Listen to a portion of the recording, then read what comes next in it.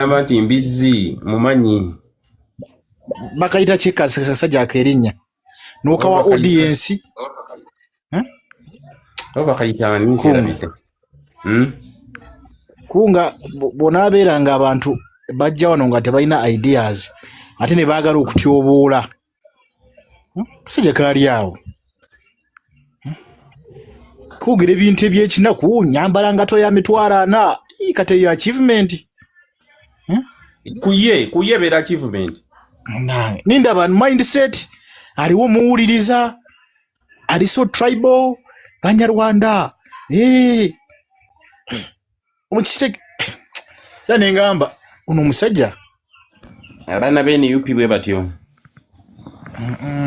bwe twabamanyira ate nawe bakasukirako obudata katakuwa data gowa legions nedda sebo yasijja kuwa sente zange kunga ulira kino kye tukola tukikoledde emyaka kati 7 kati ebintu byonna bitomera ebintu byonna bitomera nga ndi waka nali mbuzi otulo nembitomera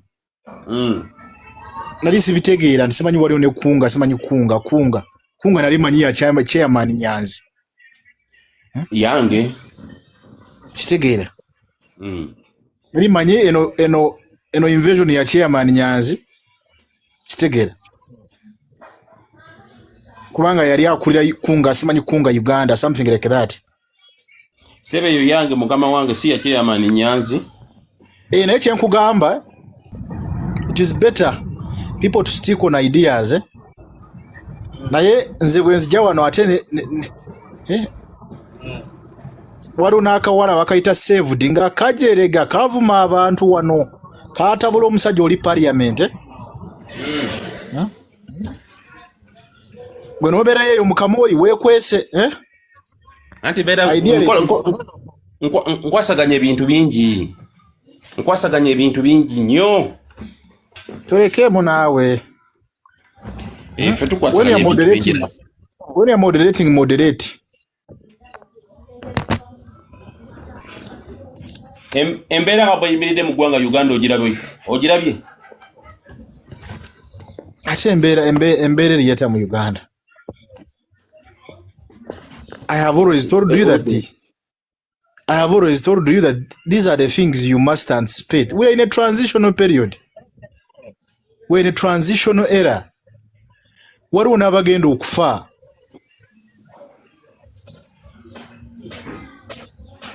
Waliwo n'abagenda okufa. This is transition. Transition eba n'ebyayo. Kitegeera. Transition eba n'ebyayo. Kitegeera. So this is a transitional era. You have heard that it is Sanja no sleeping. And go, what do you anticipate mwekyo? You get? What do you analyze mwekyo? You have to understand these things. These are just the basics. This is Uganda. We are in entrenched dictatorship. General Museveni wants to install his son, and whatever they must do, whatever is humanly possible to make sure that there is no criticism. You get? Lukwago will get bail because I have seen the charges. It's a very small charge. It's a very small charge. So no. Ideology charge jebatadde ku Lukwago sika charge katono sebo. It's a small charge. You see, it is not treason. It is misprison of treason. Ogwo musango si mutono. Yes. Ekyo kyemanyi okimanyi. Ogwo sebo ogwo musango si mutono nnyo naye katugira tweyongerayo. Madame Rosette nsanyusa okulaba Tatalian. Kale mwana ideology ekyo kitegeeza ki misprison. What does that mean? Nange omanyize wangamba nva Nyarushanje. We don't have any knowledge in us, so please. Entumwa, how are you? How is Nyarushanje? Iwo kujumanya ninja Nyarushanje wali tubeine nsonga konka mshango ya Lukwago ne manyisaki. Misprison. It is for instance to have an idea. It is actually to hide information related to treason. So they are saying that Lukwago, being a lawyer of Dr. Besigye, he knew that Hajo Bedro Tare and Dr. Besigye were committing treason. They were bari amenso Lukwe nga bali Kenya. So Lukwago was in the know as a lawyer of Besigye. He knew that you remember the 36 FDC people who were in Kenya, who were arrested, that Lukwago knew about this scheme. So the charges, it is even bailable by a chief magistrate. He will get bail. I have watched the proceedings. So nokumanya kangambero munyankore nokumanya ngu nanka arionaria mensi eyorukwe yokabura kugambira ho state mweno kabiki information that can actually lead to overthrow of government. Nkuwa kumanya ngo abahekera bararo wa neighbor wawe ukabura kubagambira government. You get? The charge is called misprison. Misprison of treason, it used to be a colonial charge. Bakaba kira abajungu kube bamanya nkabo kwenda kora za rebellion za majimaji maumawe. Hati wamanya ngo babire ne bakore nama. They have been planning. Bemba kore nama baba deba planninga okole ekintu bwe kitigwe no kisirikira atengo bado china ko idea. This was it's a colonial charge. Not that you reporting oba not at myako police. Yes. Katosola gaba to musango mutono ideology ogo musango munene nnyo. No, you see, it's not a case because it's a case you can challenge in court and win. Because anybody even prison cases, yes. they also win. What evidence on none to Mr. Lukwago yabadde amanyi Besigye kye yali akola. You see, in criminal proceedings, criminal charges, it is always Uganda versus the accused. Now, what normally happens, Uganda versus the accused, it is the state of Uganda versus Lukwago. It is state proof that Lukwago was in the know. That Besigye and Hajo Bedro Tare and FDC people were being trained in Kenya. They had a motive of overthrowing government, and Lukwago knew the information. So it is state proof. You get? But the charge itself, it is not a bigger charge that you actually magistrate will give him bail. It's a very small charge. It's a colonial charge. It's a charges zari zaba colonial masters against the blacks. Because they have not been charging them to people. I think Lukwago has taken ya setting the precedent ye no charge mu new era in ya NRA. Actually, I think it is the same charge they charged. There is a man in Bushenyi called the Muzei Mukkomera William. Mukkomera, there was a rebel called the Kano Muzola. He was from Chabujimbi area in Bushenyi. So Kano Muzola died, and it is said that Muzei Mukkomera knew. You get? Muzei William Mukkomera, the director of Valley University and Valley College Bushenyi. He knew that Dr. Muzola was sick, and it is said that he facilitated him. They tried to get doctors to treat him, not in the hospital. So they charged him with this same case. Misprison of treason. You get? It is not treason. Treason is a very dangerous charge. And actually I had not heard the misprison. I had treason. And I was like, what? Lukwago and his status, he will die in prison. But I've seen the way the ideology katono nyo tugende mpola omusango gwogamba according to Ugandan law bakucharginga na life imprisonment gwogamba mu musango it's a simple case. You see, it is a simple case against who? It is you see, cases, it is state. I told you criminal cases, it is state versus the accused. Now look at the legal brains behind Lukwago. You get?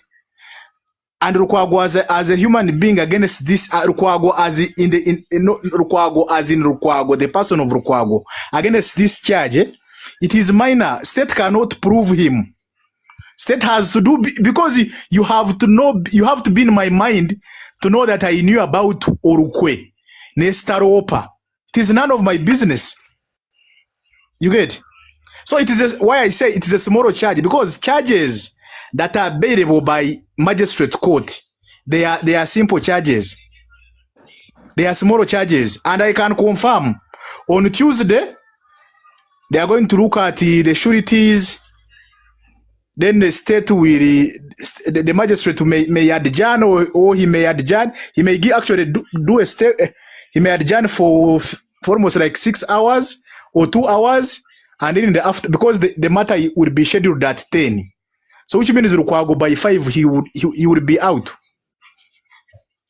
You get it? Tafika kwinile echibuzo. She has a, yes. I think, I don't know if it's her or him. He said she has a question.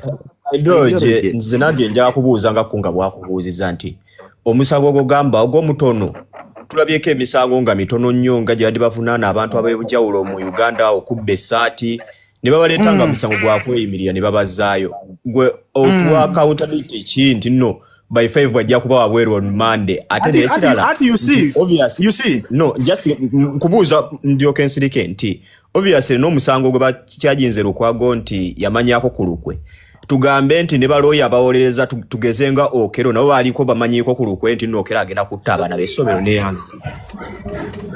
Thank you so much. And now ideology nakano katwalire ddala nga otuddemu omulundi gumu. Ekisooka byonna ensonga gy'oyogera eyinza okuba entuufu ng'oyogera nga twogerera mu nnyanja enteefu. Naye eno Uganda gye tulimu bw'eba nnyanja tuwugira mu nnyanja ntabangufu.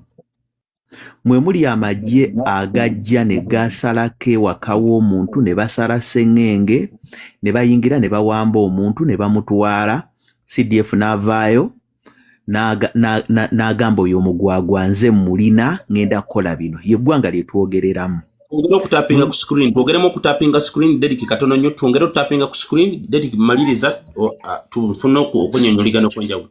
So nga nkuzaayo ku kyagundi kyayogedde Shafiq era ekibuuzo kyabuuzizza how sure are you bwe libeera ng'etteeka ligaana ow'amagye okweyingiza mu nsonga z'ebyobufuzi naye ng'emirundi mingi omulabye CDF ng'avaayo n'akola statements ez'ebyobufuzi ate n'asigala ng'ayinaayina.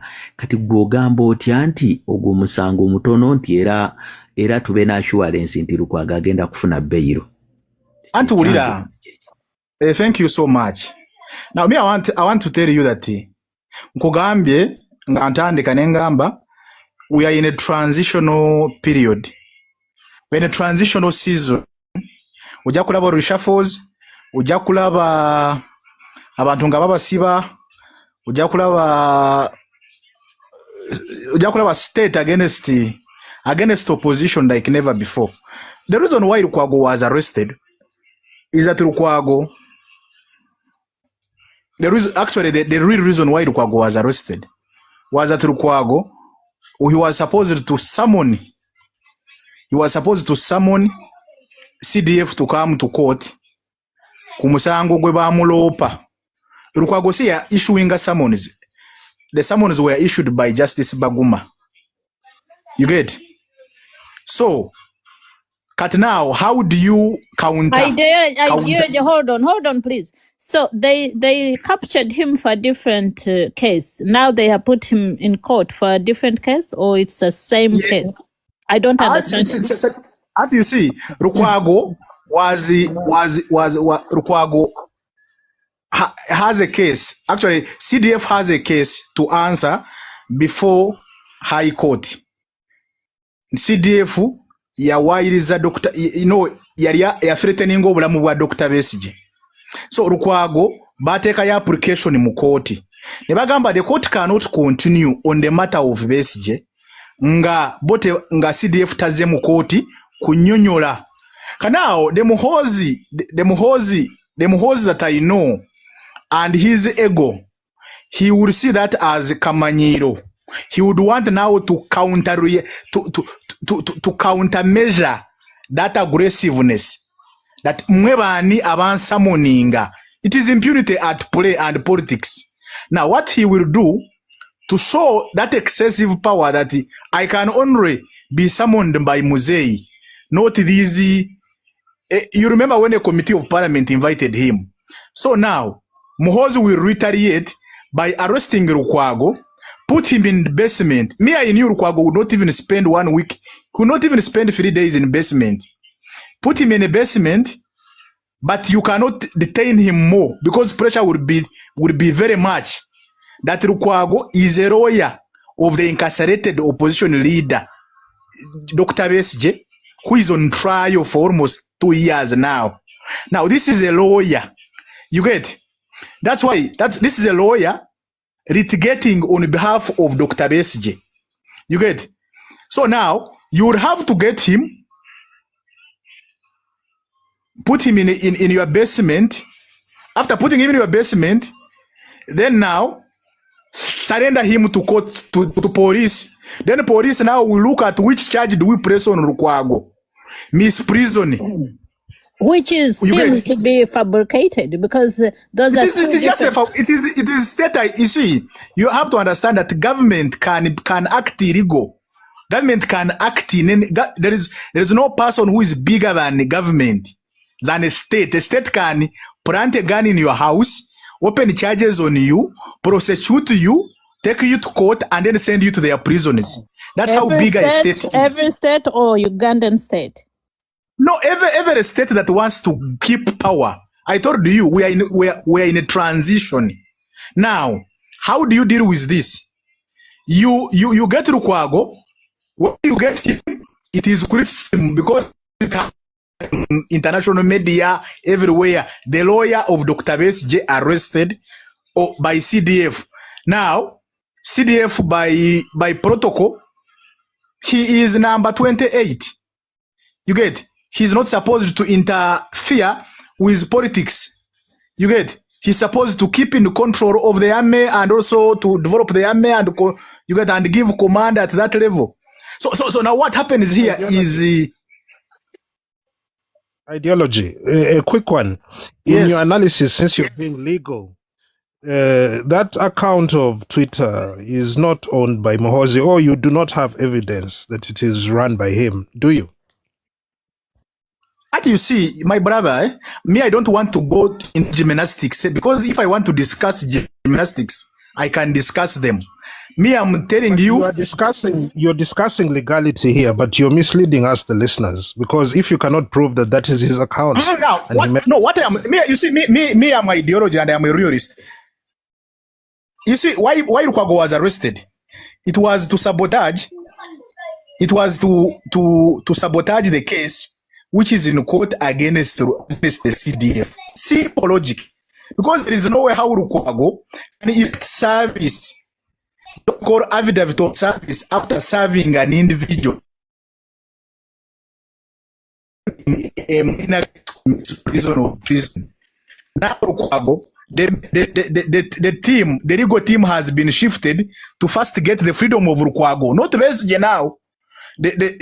Free Lukwago. We want Lukwago out. We want bail of Lukwago, the Segona, the Muizis. They have all been shifted now. That's what General Muhoozi wanted to achieve. But going back to the charge, the charge is small. Why I say that the charge is small and Lukwago is going to get his freedom on Monday. On Monday, I will come here and tell you and say, I will tell you. Okay. A moment, ideology. Let us hear from Wolberg or mine. Mwine, I want to inquire from ideology. Okay. They are still inquiring from me. Let them inquire. Yes, I wanted to wait ideology, please. I want to thank you, Mister, for what you have said. With the clarity you have given us.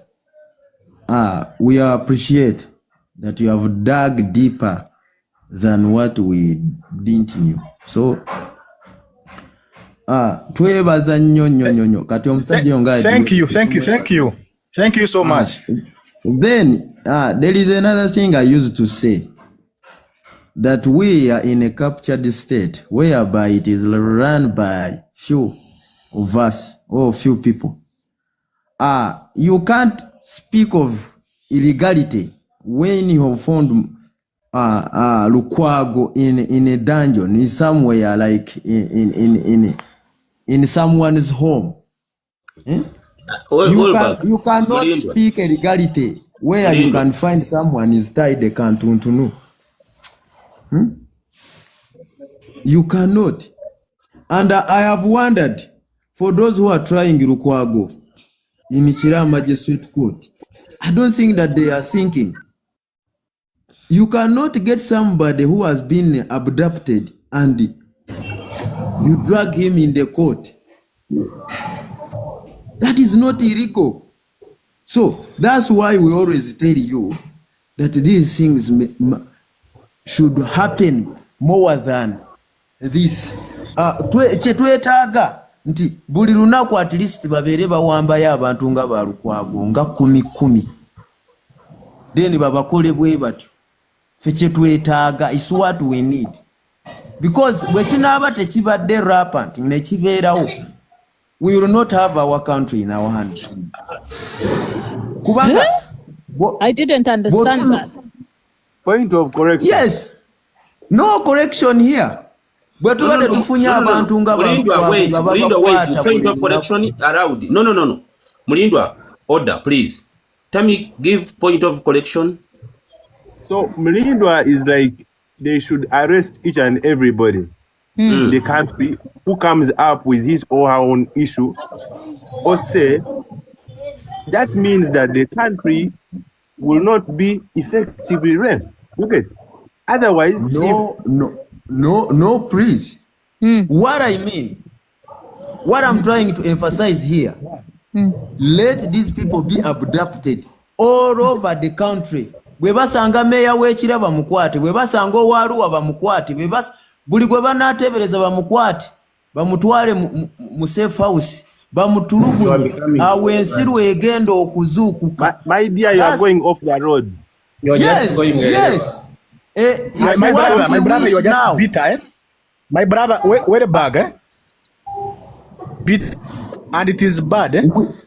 You see, I'm telling you the truth. My brother. If they don't do such, if Mose doesn't do anything and keeps quiet, ensi yaffe egenda mu mikono mikyamu. Olwaleero ababadde bagamba Muhoozi oye PLEU peace manyi piraawo.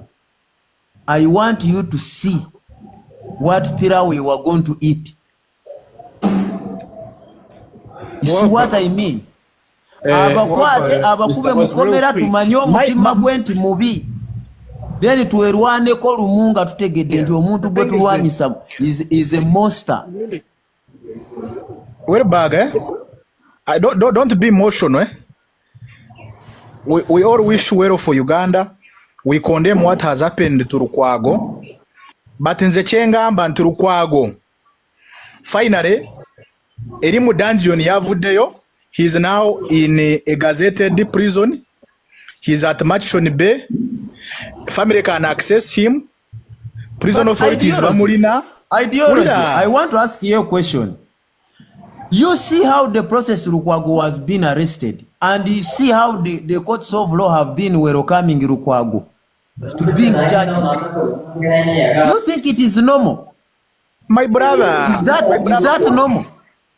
My brother, ogenze mu bingi nkugambye nti state they could not release Lukwago from where he has been in a dungeon, in a safe house, in a basement, whatever. Then they say, Lukwago, you go home. You get? The state cannot operate like that. They would hand over to police, hand him to police. Then the police would open charges on him. That's what I say, that late happens every day. We have like 10 people being tried like that. That's how people will wake up. Actually, Mr. Ideology, Mr. Ideology. Yes, I want to get information from you. Yes. And I'm going to raise an inquiry. Mwine, a moment. Buli muntu mbadde njagala we engeri gyalabamu ebintu tuleme gamba muno gundi addimu kuba wano bwe tugamba muno buli tubuuze gundi yes omuntu asobola kubeerako kyalina kyamanyi naye ate olinga takkiriziganya ne mbadde njagala buli muntu agwe perception y'ebintu nga bw'abiraba tugende ku mulala. You know, Lukwago, first of all, as a lawyer, he went and sued an account that he knows could be fake. Number two, and I'll be very short. And number two, if he was part of, if he heard or was aware of the information of Besigye plotting treason against the government, in his capacity as a mayor, ethically, he is supposed to report that information. It is like saying a child hears that they want to rob the house or to rob the father, and he doesn't report. I mean, what kind of, we're now talking about just simple common sense, ethical common sense. So we should not excuse his behavior and try to look for pity where there is none. He messed up. And I think we should move on. We're not saying Besigye is guilty. Besigye is not guilty of treason. Well, Besigye is on trial. Well, the thing is this: since everything is still in the courts of law, and none of us, a judge hasn't yet pronounced on the. For how long, Mr. Mind? Let me ask Mind. For how long will it take to prove someone is guilty? And you saw the other guy who killed the children in Gaba. It depends for how long. It depends for how long he planned for him to do that case. So that was not about time. It depends the time. My brother made a plan to do what he was going to do. So let me ask my question. Let me first pose the question to all of us. So let us assume that ideology, you are a president of the country today, and you have heard that Mr. Mind is planning a coup to throw the government or to kill you, and the person who is coming to defend that person maybe is Ntumwa. If this person has come without a clean hand and you haven't get the conclusion of the case, you as ideology, do you summon that person through the police, or you summon that person through the intelligence? They will catch him, they first interrogate him, then they bring him in the hands of the government, of the police. Tell me that question. Mwine, you wanted to say something. Who proves that Besigye was wanted to I asked ideology. I didn't ask you. Luganda kansubire nti muli bulungi bannange. Tuli bulungi ssebo. Ba Luganda amanya the King's Cash. King's Cash komawo mambo soko ama nange nja kwogera. Mambo bananga tuwe muting tuberenga tutapinga sikuni kati King's Cash agenze kugwanga abadde asabu meeting. Tami chicho yagala okwogera soko obereko kyoyogera then to proceeding n'abalala. Nze cheba just mbanya ku clarifying am katono. If everyone is abducted has ono Mr. Walberg wadagamba ekitegeeza ensi egenda kubeera mu state of fear. You can't tell me that you are going to continue. Yes, it's what we want. What I want myself. That is my idea. It's what I want. You are just saying and talking out ignorantly. You get? You can't defend people to be abducted from nowhere without a genuine reason. Council Lukwago yabadde akola mulimo gwe as a lawyer, as a legal advisor. Naturally, when as a lawyer, you get instructions from your client.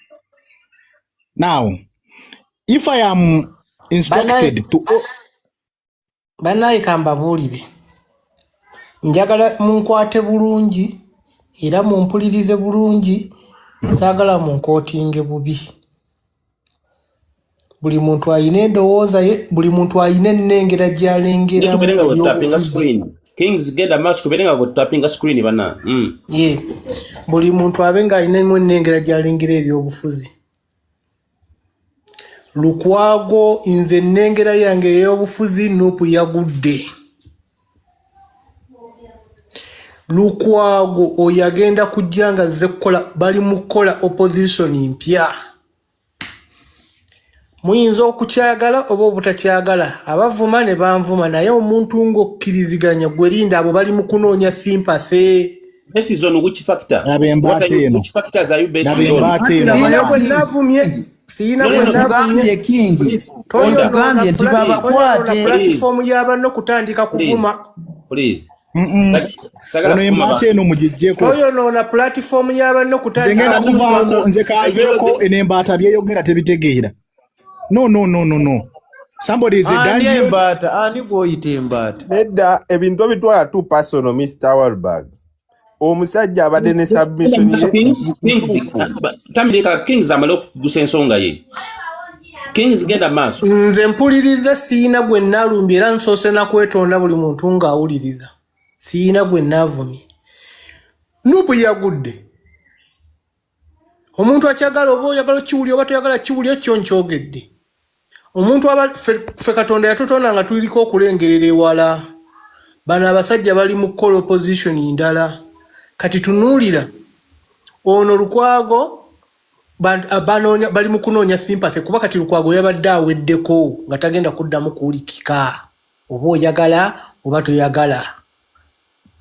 Kuba kati baseggona bonna gye bali ani akyabawulira. Kati basobola okumuleeta najjanga opposition leader ejja. Owulira? Labona omusajja ono w'erubaga ono ani? Musajja ono bamuyita. Ono yavudde mu PLU. Obudde buno ali mu kuba PLU. Abo bonna bagenda kukola ekibiina bajje nga beba opposition leader. Jjukira mugenda kubeera ne sympathy. Oba oyagala okuwulira oba toyagala kiwulira gwe lindo ojja kulaba. Olwaleero nvumye naye nkyoligamba nti omusajja yakyogera. Sinze ngenda okubeera omuteesa w'olunaku. Ayagala kifumiitirize. Atayagala sigala ng'onvuma. Kuba kati baba divertinze mwena Uganda yonna eri ku Lukwago. Tekyali muntu mulala. Diversion tekyali muntu ayogera na ku baby wine. Diversion mwena bonna baba kutta obwongo. Owulira? Bonna gwe njagala ogende ku buli platform olwaliro buli omu ayogera Lukwago ne bogenda mu katale Lukwago. Mwamaze dda okufuna sympathy. Tekyali muntu ayogera ku Nuupu, tekyali muntu ayogera ku Bobi Wine, akomawo ddi oba bigenda bitya. Kino ekintu kya kutuula n'olowooza n'ofumitiriza n'oba n'obwongo. Naye bw'obanga oli mwangu osobola okuvayo ng'oli yakitinga buli yakitinzi n'ovuma, sooka omale okwekkaanya. Kaabagezi bokka.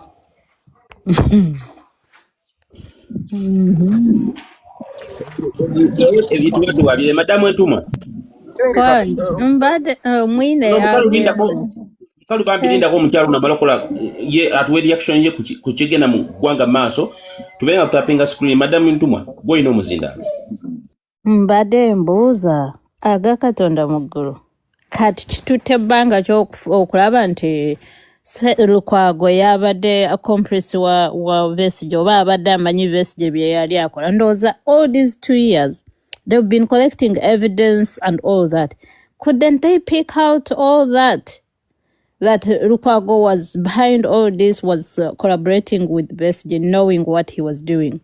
Why did it take 1 day when Lukwago was trying to antagonize the CDF, and then all that came out in 1 minute, in 1 hour, in 1 day?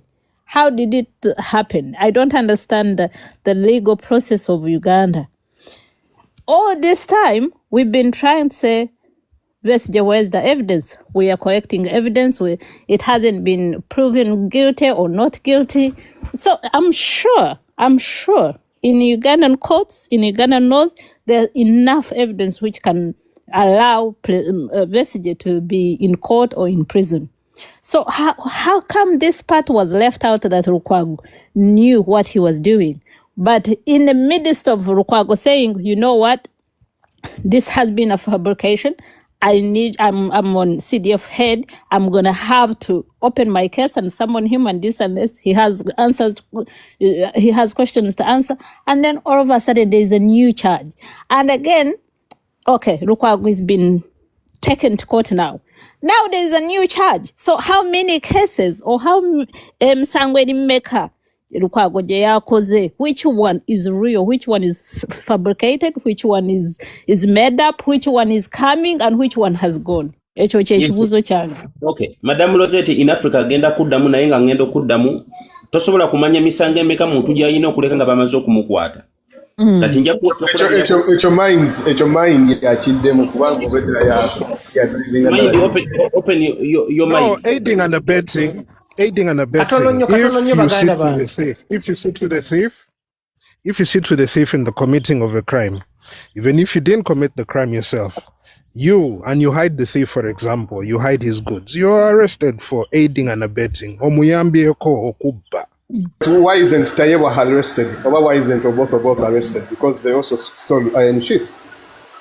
Mind, unmute yourself. Because we're going to be aiding and abetting. So why isn't Tayewa arrested as well as both? I'm not a lawyer, but I would say for Lukwago to help himself, let him turn to a state witness and be rehabilitated. I mean, there's a way out for him. Mind, but I've been following the proceedings of court. There is nothing like what you are saying. What is there is misrepresentation of treason. That is the case. But abetting crime, it isn't there. Even I've got the benefit of reading the charge sheet. So no one is going to answer my question. Mind, I keep asking. Lukwago was captured because he accused CDF of this and that, and now he's in court with a different case. Is it? Which one is real? Which one is fabricated? Should we expect to see Lukwago has like so many cases against him which he's not even aware? Is Lukwago aware of the cases he's been accused of? Is it like a made-up case or it's a real case? That is my question. Real quick. First of all, Lukwago says he was accusing Muhoozi for, saying he's going to remove Besigye's head. People mute. If you are not muting, you are going down. Yes, mind continue. You can't prove that account of Muhoozi on Twitter is Muhoozi. So first of all, you are falsely accusing. That's libel and slander. That is first of all a case. You can't go and say you want. How do you know it's Muhoozi who tweeted that? Mind, please. No, mind, please treat us with some respect, okay? So you want to tell me that Museveni's account on Twitter and Facebook, that's not his account. You cannot prove that it's his account, yeah? Is that what you're trying to say? You can see that Museveni's account is very different. So do you have a second phone there? Can you read what's on Muhoozi's Twitter account? The description on there. So you want to say that the person making those tweets is not Muhoozi? No, my account. I also have an account on Twitter. And my name is Muhoozi. So anyone can make General Muhoozi. I can write anything I want to write. You just pay a little bit of money. How much? $7 a month, and you get the blue mark. Anyone can do it. Have you read the biography which is on Twitter? X.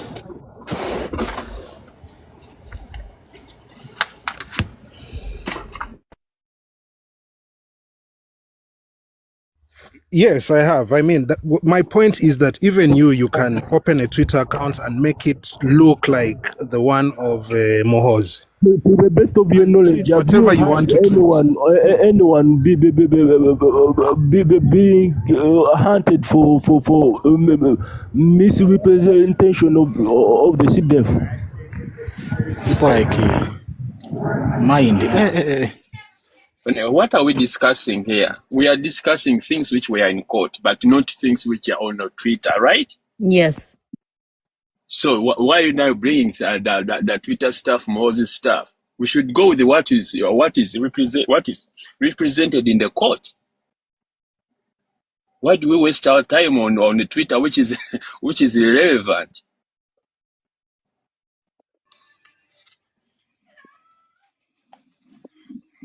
I think we should discuss what is represented in the court, not on Twitter. You just come in. You are not even well versed with what was going on. I've been down listening to you guys.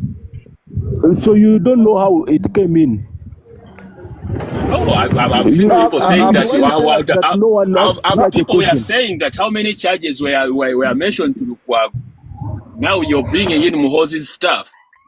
But in the court, it was nothing like Muhoozi's stuff. It was about. So why are you bringing Muhoozi's stuff? Era bannanga ideology akomyewo ekibuuzo kyange ndowooza kiwulidde asobola okunziramu kuba no one is giving me a clear answer about that. Kiddemu nkuwe answer. Nkugambye Lukwago bamutute mu capturing basement nibagamba nti he accused CDF for a different case. Naye kati bamutute mu kooti nti he was behind Besige's Besige's criminal act. So which one is which? Which one is true and which one is wrong? And again, is Lukwago aware what he's been accused of? Is it like a fabrication, like they want to antagonize Lukwago? Are we seeing more cases against him which we are not even aware of? What is going on? Which one is a real case against Lukwago? Thank you.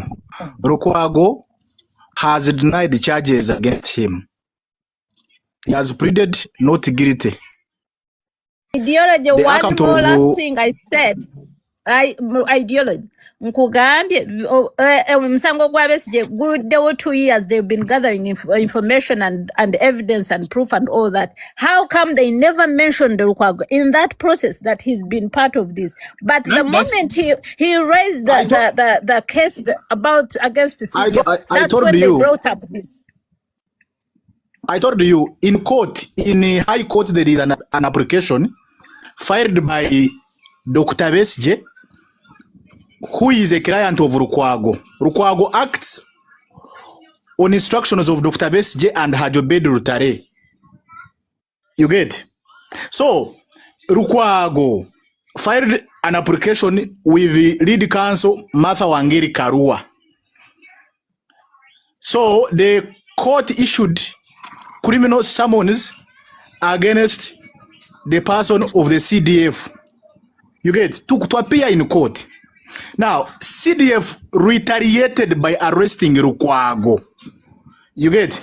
But there is no way how CDF can arrest Lukwago and then release him to go home. Where have we ever seen it? Of course, he had to be dropped at police. Police has a directorate of criminal. It has a directorate of criminal investigations. They will get an IO. An IO will open charges on Lukwago, and the charge has been now. So he has been charged with misprision. I am telling you, my ideology, my friend. Okay. You're using your ideology, but not facts, right? Your opinion. No, what I am telling you is what is on record. So on record, where in court? In court or yes, state has charged. Order. Listen to me. Order. You listen and learn. Ideology. Wait. Those are all what you are saying. It is speculation according to what is in the court. Is bringing speculation. What is in the court? They are a bit different to what you are telling. What you're saying that we are discussing matters in the court. We are not discussing under speculation because you cannot determine this account belongs to Muhoozi.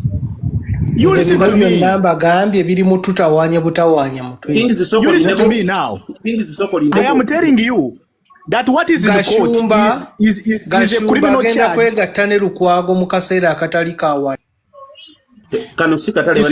order. What is in court? Yes, what is in court is misprison of treason. It is a charge. You get? It is a charge. Why are you bringing Muhoozi's stuff? You listen to me. Are you the one who arrested Lukwago? Who arrested Lukwago? It is SFC command. You get? SFC is commanded by General Mujisha. You get? Mujisha is commanded by the CDF. You man. Now, we are not born yesterday. You get? So Lukwago had to be taken to Chira. You listen to me. Had to be taken to Chira, from Chira driven to Makindi. You get? We don't want all those what you're saying. You were driven to Chira. What do you want? The facts in your and to justify. Come on. If you are not here to why are you bringing? No. Why are you mentioning he was driven to Chira? Driven in where? Then.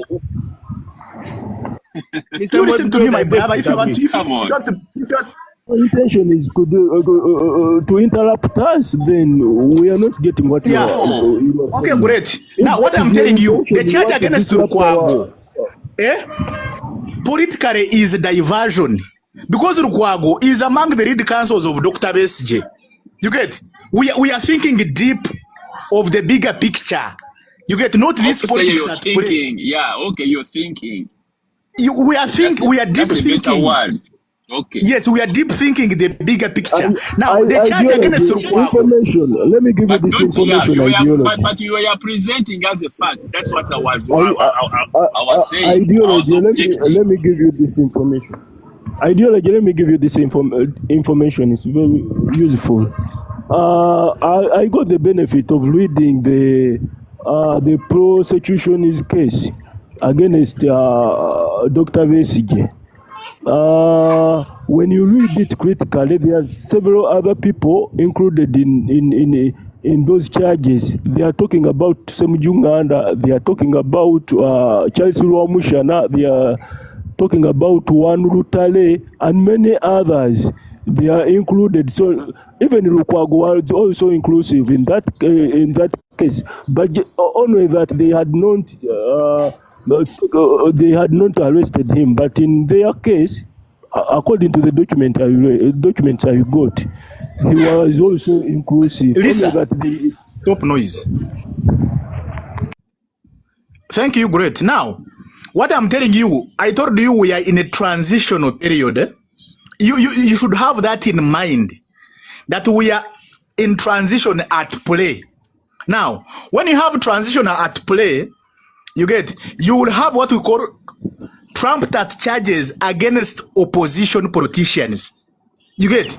It has been when you read the 22 years of tyrant Moi in Kenya, same format. You get Chijana Wamarwa, put charges on him, send him to commit maximum prison. You go and get Jaramogi Oginga Odinga, you put treason charges on him and send him to prison. Get Roy Odinga, put charges on him, send him to prison. Get Ouka, put charges on him, send him to committee. Now, it is a sin, because when transition is at play, this is you need to expect these things. Now, you can because I'm telling you now the deep politics. Now, the charge sheet that has Rwamushana, Semujunganda, they know these are the people who are against the father-son transition. You get? And now the lineup must be there. Why do you think Lukwago was not arrested when Dr. Besige was arrested in Kenya? Because they knew the timing would be there. And the timing of Lukwago was when Lukwago said he's going to serve criminal summons to the CDF. You get? So this is deep politics at play, and I told you Lukwago will get bail. Because by Lukwago staying in prison, it sabotages the main case at High Court, because the main case cannot continue at High Court when Lukwago is in prison. So they have to make sure. That's why the magistrate, the chief... Lukwago is not the lead counsel in the basic case. You see, Lukwago cannot continue. Martha Karua is here he applied through Lukwago and company advocates to get what we call a PC here, a practicing license here. He has it. He's still the certificate. He has it, but you see, he applied to let me tell you. Yes. Martha Wangeri Karua, he applied through Lukwago and company advocates. You get? For which period? The certificate takes how long? The certificate takes as long as the case of SJ is there. You get? Because Kamanyu, you remember this senior counsel Kamanyu of Kenya when he was here for the presidential election in 2001. Uganda to Kenya. They have the same these things are not. Come on. Martha Wangeri Karua cannot continue. Listen to me. Martha Wangeri Karua cannot continue the proceedings in High Court when Lukwago is in prison because Martha Wangeri Karua applied. You get? He applied through Lukwago and company advocates to get a what? A practicing license here. A temporary, actually it is a temporary practicing license here. You get? Remember, they had even denied her to get. There was politics around the Irene Muryagonja and the gymnastics. I don't want to go there. But I'm telling you, the matter of Lukwago is bearable. It is a minor case. And he will not stay.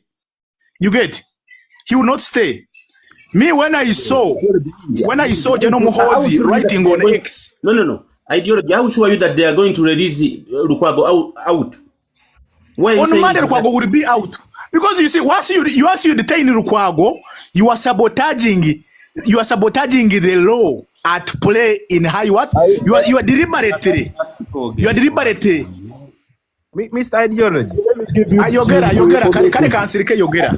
Let me give you this useful information that if they continue, I've got information that if Lukwago is not given bail, they are going to seek they are going to give instructions to James Olengo to come in. Another thing you've talked about that Lukwago's incarceration does not affect Martha Karua's license because Lukwago is a partner with Segona. They are partners in that. Lukwago and company advocates, they are partners. How do you see? So I don't see how it affects Mr. Ideology, what I'm telling you, like Mr. Great. The seniority. You see, Martha Karua is more senior to Lukwago. So, by virtue of Martha Karua being in a matter, Lukwago has to be a second in lead.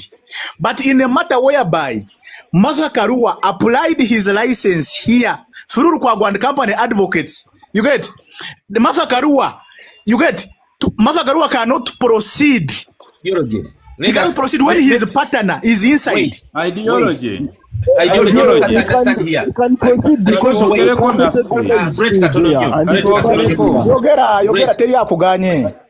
kakati nze ndowooza bwe nti nga tetunnaba kugenda mu practicing license and all that. Tusooke tutunuulire circumstances Lukwago ze yabadde arrested, engeri gye baamu arrestinze. Kiri mu mateeka. Inzija obadde ki? Inzija. Circumstances zisooka ddala Lukwago ze baamu arrestingiddemu ziri unconstitutional. Lukwago tebaamu arrestinze mu mateeka. Ekyokubiri, Lukwago tebasobola mukyajinga misprison of treason nga omusango gwa Besigye tannaba kubeera convicted. Besigye alina kusooka kuba convicted ne wabeerawo treason. Okitegeera? Waliwo yazze wano n'ayogera aiding and abetting. There was nothing like aiding and abetting.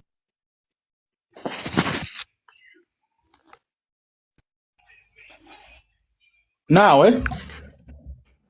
I'm not going to continue repeating myself. Some of the things we had shared them previously. But what I want to tell you is the matter of Lukwago now politically is diversion. Is diversion, and also to use an iron hand. My brother, let let us first look at the law. Why do you want to go political? Let us look at the law. Give him space also to give his view. Political nedda. Alfonso anyakubira essimu. Akubira essimu soko omujjeko omugambo kyateeseza ggwanga. Tami soko bereko kyogamba Alfonso bwanaddo n'omuwa. Nze kyembadde ngamba nti bino ebintu just it is political diversion. CDF tayina buyinza nnyo bujja abducting people without following the law. Okwata Lukwago badde balina okufollowinga principles. Ogerako. Ali maliriza naye nti bakubira essimu n'ovaako maliriza kyobadde oyogera.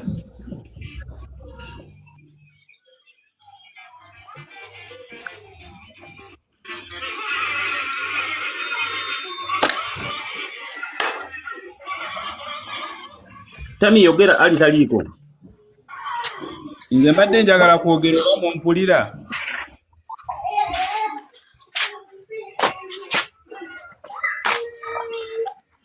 Ideology.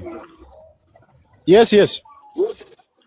Ekisookera ddala tusooke tutunuulire circumstances tuleme genda mu political diversion. Political diversion is a story of another day.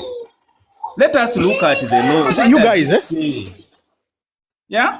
No, you see, you guys, I've told you, in criminal proceedings, it is state versus they are chosen. When you have a criminal matter in court, they say Uganda versus, what is your name, big man? Alfonso. You get? Alfonso Owinyidoro. You get? You get? They will say Uganda versus. It is incumbent upon state to prove beyond reasonable doubt. Without this reasonable doubt. Nti Lukwago omusango yagukola ki? Yaguza. It is not a duty of... Tuleme tuuka mu kkooti tutunuulire engeri Lukwago gye yakwatiddwamu okuleetebwa mu kkooti. Ati kansoke nkuddemu kimu. Now, Lukwago, after being in his dungeon, where he has been in a safe house, they have taken him to Chira, drafted a quicker charge sheet, and now drove him to Makindi. You get? Now, Lukwago has pleaded. I am not going to get anything if there is no rule of law. You can't tell me Lukwago was picked from his home by the army. What is the role of the army? What is the constitutional role of the army? What is the constitutional role of the army? Alfonso, let me give you this information. It will be what is the constitutional role of the army? You can go on the streets, eh? Now, I'm going to guide you. Tomorrow you go on the streets of, you go on the city square. Tomorrow you go to City Square and you say, let us not argue. Let us not argue like people who are from Mbarara. And you write to the CDF. You write to the CDF. That is. Let me give you this information. It will be helpful. If you follow the legal proceedings, there is a ruling, the Constitutional Court ruling as of last week. Previously, if they brought, if any of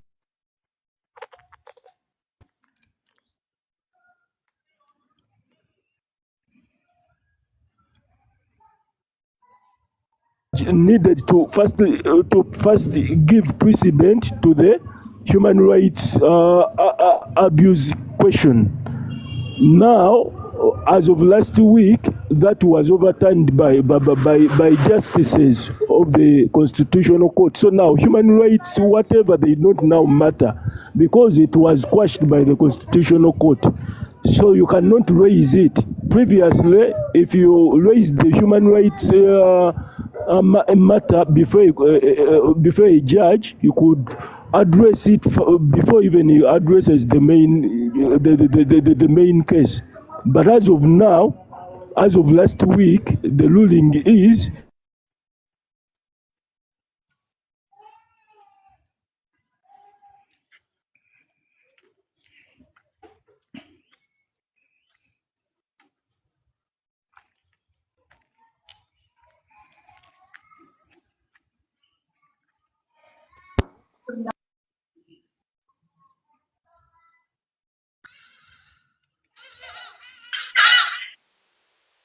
Nenchi. Gamba no. Kiki kyogamba Ssenyondo.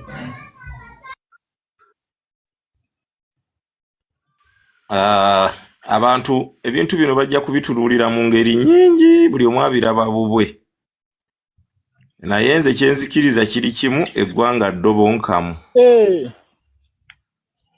Ekyo kye njagala okubategeeza nti ekintu kino nze nyina mikwano gyange NRM nga ba MP n'abamu nga nabayambako okujja mu parliament. Naye natuuka ne mbagamba mukolera mutya mu system nga ne mukama wo tomumanyi omutuufu. Wiiki emu oba ennaku 3 omuntu najja nga biringa byakusaaga n'agamba nze nsomye ekiwandiiko so and so tumujje tusoose ne tuwithdrawinga support yaffe tulonze gundi nga is not a SEC member, si parliamentary whatever. Kakati ate ne kijja ne kibeera proved by SEC. Nobeeraawo nga naawe wennyini okola naye ng'oli ku bunkeeke. Enkya n'ojja n'ogamba nti mukama wange. Who is mukama wani? CDF ate ye mukama ogwe MP oba minister. Eggwanga ddobonkamu fu bwe fufululu. Omulamuzi otuula otya mu kaguli. Nze nasooka kulowooza nti eyo X account ya muntu mulala nnyo oba either yaggulawo mu mannya ga General Muhoozi Kainerugaba kubanga bibibaawo ku social media. Niyenzi bwe nalaba ebifaananyi bya Eddie Mutwe ate negguliraga nti ngenda kumuta bamutwale e Masaka avunaanibwe ate ne kituukirira mu ssaawa y'emu. Ninga ekitegeeza gundi eyo yiye kubanga yalinganga ebanga yakusaaga kale ate nakakasiriza ddala ku Lukwago sinze kati tujja muta ne tujja muteera ku poliisi era ne kituukirira. Then kati gwe omulamuzi atuula mu ntebe n'otandika okusomera Lukwago emisango. Mba nkwewuunya. Ssenyondo erinnya lyo siritegedde bulungi bwe ligwawo. Kakati ekyo omulamuzi atudde mu kkooti wali okusomera Lukwago emisango. Omuvunaana ki? Obeera yagala ovunaana omulamuzi nti lwaki baakutte Lukwago mu nkwata etegoberera mateeka okakasota nti Lukwago bamukutte mu nkwata etegoberera mateeka kuba amagye ne police they sisters. Kasooke tumwabulemu nti Alfonso lindako nze nkujjidde mabega bwana Kunga nekugamba nti Twitter oba X byebadde ng'eteekako nga bibeerako era ne bituukirira.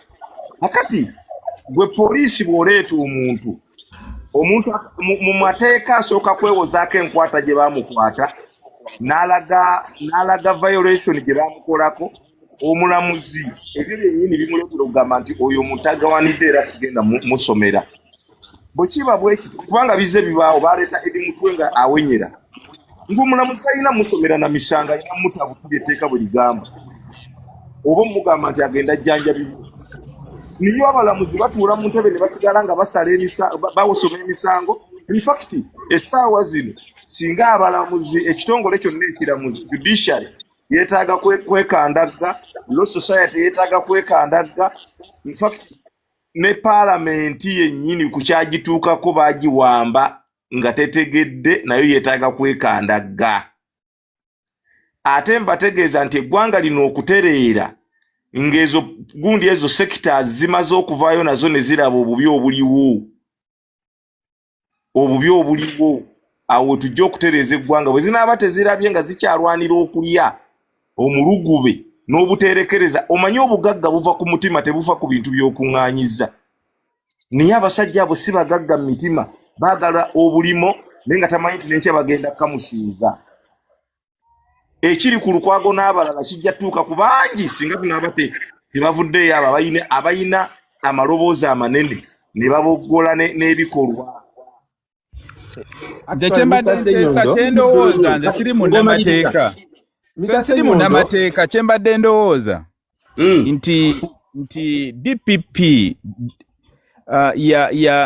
yaleeta omusango mu kkooti omulamuzi tumubulemingira bwereere amala oguleeta mu kkooti state erina okuprovinga oba prosecution erina okuprovinga nti Lukwago yazze omusango guno si mulimu gwa jjaaji kulaba nti Lukwago yazze omusango guno tusooke tukiveeko ekyo nze kye nabadde njogerako ekiri unconstitutional fena kye tulina okubleminga y'engeri gye baakwatamu Lukwago n'abaani abaamukwata kubanga ekisookera ddala amagye constitutionally tegalina kukwata Lukwago poliisi weeri Lukwago baba alina omusango Lukwago has to be presented in court ekyo tewali agenda kiwakanya era omusango gwe bamutaddeko gye guli tetugamba nti teguliiyo naye engeri gye baamukuttemu okiwulira so state erina okuvaayo netugamba yes muganda wange Alfonso bw'obadde oyagala Lukwago bamukwate batya si gw'osalirawo state nti muyina okukwata omuntu ati kuba muganda wange kankusomese state erina constitution egiragira engeri gy'erina okuraaningamu affairs zaayo kyova laba nti amagye galina constitutional provision. Let me teach you. It has a constitutional provision nti amagye galina bye galina okukola ne police erina bye erina okukola. So amagye bwe gavaayo, that is unconstitutional. There is no rule of law. For me, it's change. You're presenting a Lukwago against Mukoti, Sichirinaako buzibu. Because anyone, when I get Sobolo Kutwera, Kutuinzo Mukoti. Alfonso. Kankubuuze yes, constitution ya Uganda mulimu provision ya Uganda amagye ku arresting anyone. Muganda wange gendo osome mweri mweri okikakasa ani inviting ani ku police n'amagye ani inviting muliriza gendo osome what the act is just the act what is the overall law. It is the constitution ekulagira etulaga ki amagye gezalina okukola era ku majebe bintu amagye tegalina ku arresting constitution tebagisoma batyo mulimu provisions jimpe provision muganda wange jimpe provision jimpe ndi busy one atota mu bya busy jimpe ni busy jimpe gwenjagala ngambe provision bweti ne bweti egamba bweti amagye omuntu katano linda katono police negamba totandika kwerimba buladi wange totandika nze sirimu namateeka nenjagala kuwulira excuse me Mr. Alfonso Alfonso musajja mutuufu nnyo kubanga ekisooka kyennyini checks and balance eyo twala tugigira respectinga Mr. Alfonso kyembadde ngamba yes sebo as Lukwago complained that he was unlawfully arrested.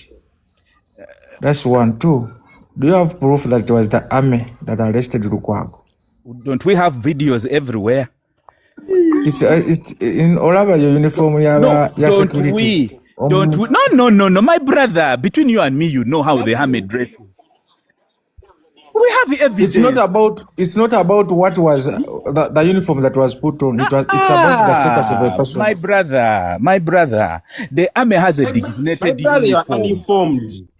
Let us not act as if and how sure are you that the people that arrested Lukwago, there was no police? For us, we saw the army. Did you see police? There were people not in uniform. How sure are you there were not police? Order, please. Was the police aware of his arrest? Alfonso, was the police aware of his arrest? Njagala abasobola ku accessingawo constitution tusome UPDF Act section 119. Ata obogenze mu act genda mu constitution yennyini. Togenda mu act is a constitution injina wano. Some the role of the army. Ulira era act eba under constitution. It is a subsidiary law. It is a subsidiary law. You don't have to do that. It is not right. The act see constitution. It is a subsidiary law. The primary law is under the constitution. Soko osome constitution osome ne act.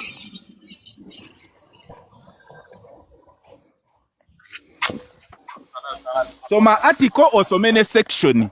Article is the constitution, then you read the section which is in the act.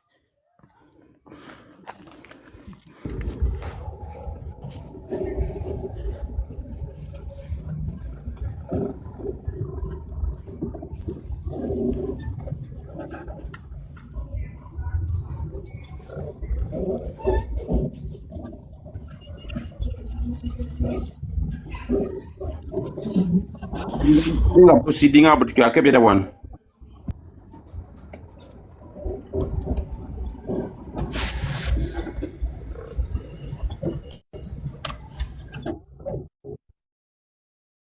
Of the UPDF okusinzira constitution kyetugamba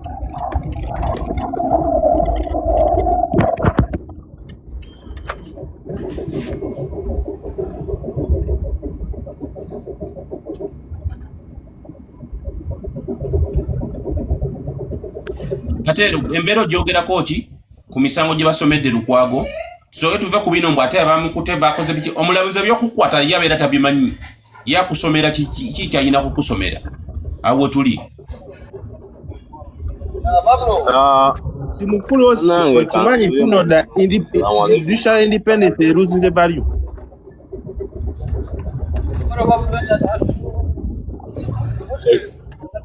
Waliwo kyasubmitting submitting Patel. Okay.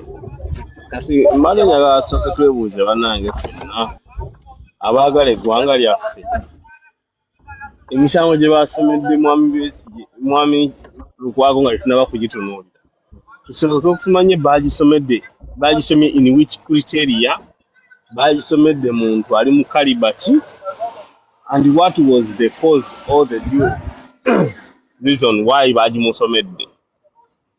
Omanyi tutula wansi ne twerimba nti tugenda kukwata gavumenti ya Mwami Museveni tuteeke mu line ey'okubanga etambulira mu mateeka naye ate nga omukulu akulembera amagye yalina endowooza nti my father is the father, I am the son, and Mwami Salim Saleh is the Holy Spirit. Mu njogera eyo aba ategeeza nti be bannamateeka be bakulembeza ab'oku ntikko be basalawo ekiddako.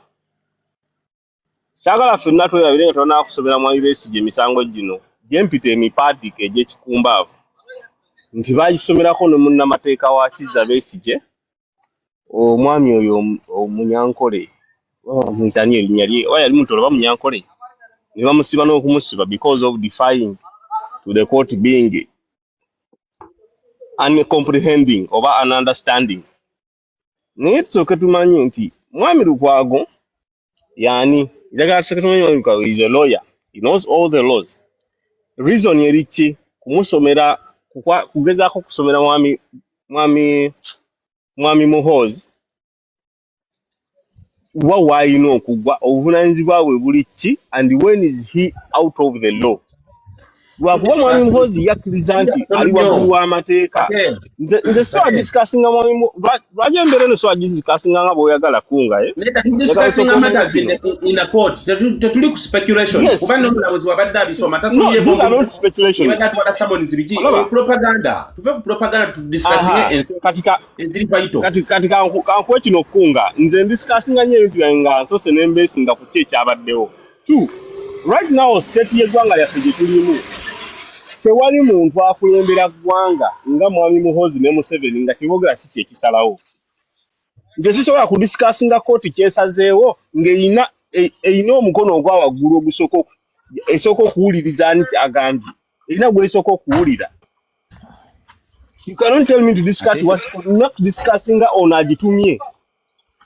Kubanga tulabeko emirundi mingi nga kooti eno eraga nti eri mu nkowa za muntu ng'omuntu alagira ekyokukola. Mwami Muhoozi yalagira Mawanda ne bamuta ku corruption case. Ekyo kyakulabirako okulaga nti kooti teri independent. N'emisango gye basoma girina okuba nga giriko someone who is influencing them. Ojja kwesanga giriko omuntu abaliwo ba propagandist just okulaga obulazi nti there is the judicial system is working Ninga behind the judicial system, there is someone seated under the chair. Womulamuzi nga yasala womulamuzi yogera kino. Sala kino. Ntekeko guno omusango.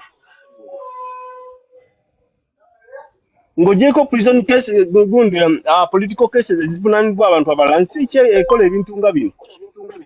Nga abantu abavunana without a case for 10 years. So, wait. Kati mwami kunga wobo tuyagala discussing court ya state jerimu ngoyagala discussing ebyesalanga ate state jerimu erina abantu ababiteekawo then sisobola ku discussing court yeyo etalina makulu ge mazima. Kuna ku discussing ono manyisa banna Uganda nti court si esazeewo mwami Museveni yasazeewo mwami Muhoozi yasazeewo. Sisobola ku discussing abantu wallahi era bwe kiba kyekyo omulala discussing if you want me to discuss how I'm discussing ngamba ngenda maso mukama wange. Mr. Kunga yagala gamba aliponzo soko lindeko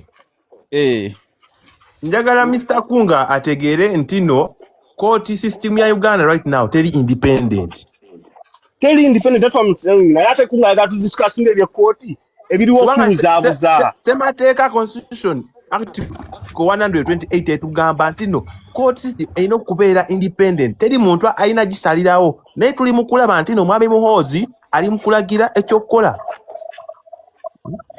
naye kambuuze Muhoozi alagidde ani ekyokukola nina ekintu kyenjagala okwogerako wano kunga obakoleke tubuuze beka musoko nne mukatono nnyo alifonsa abuuzizza nti Muhoozi alagira ani ekyokukola alifonsa soko ulize katono nnyo njagala anti tujjayo with facts. Yes. Musoka mulindemu tusokola malofuna information okuva backbencher information kyubadde yagala tuwa twogera okutapinga screen twere kutapinga screen kwa kutapinga screen tugwa ntandika mujebaleko olw'okubeera nze ebbanga lunaku nga mbadde mbagamba nti twetaaga revolution nawe kiba nti nsanga nga tutudde wano twogera about politics so tuve mu bintu ebyokugamba nti constitution embi biki tuli wano ku politics kati twogere kuba tukkiriza nti ekiriwo twagala kirongoosa nga tuyita muki osemateeka so tudebatingire awo era nange kati nze kwogeranga mu nabyabufuzi alowooza nti kino ekiriwo kigenda tererera through the status quo so mukulu Kunga nze njagala ekintu n'amatu kyogere kati bwe tutunuulire empamba ya Erias Lukwago n'emisango egimusomeddwa wano nzikiriza okugowinga down ku level yammwe eya politics. Ekisooka Kunga njagala mbuuze ebibuuzo ebiri short anaaba abimanyi ajja anyambako. Tukimanyi ffenna nti munsi civil arrest ekkirizibwa ne military arrest ekkirizibwa. Ekyo tukimanyiko oba tetukimanyi?